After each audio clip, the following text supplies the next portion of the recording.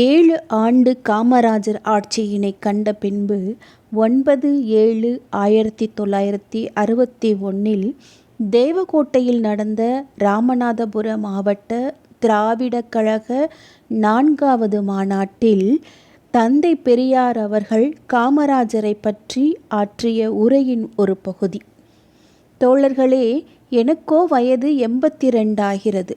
நான் எந்த நேரத்திலும் இறந்துவிடலாம். ஆனால் நீங்கள் இருப்பீர்கள்.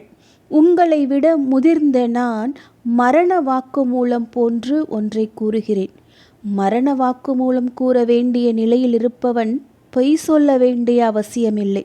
இன்றைய காமராஜர் ஆட்சியில் நமது நாடு அடைந்த முன்னேற்றம் 2000-3000 ஆண்டுகளில் என்றுமே நடந்ததில்லை.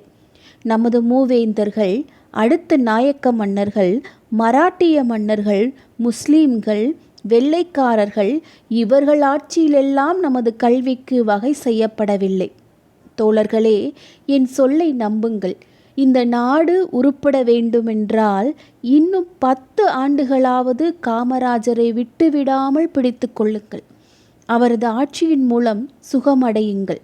காமராஜரை பயன்படுத்தி கொள்ள நாம் தவறிவிட்டால் தமிழர்களுக்கு வாழ்வளிக்க வேறு ஆளே சிக்காது என்று காமராஜரை பற்றி உரை நிகழ்த்தினார் தந்தை பெரியார்.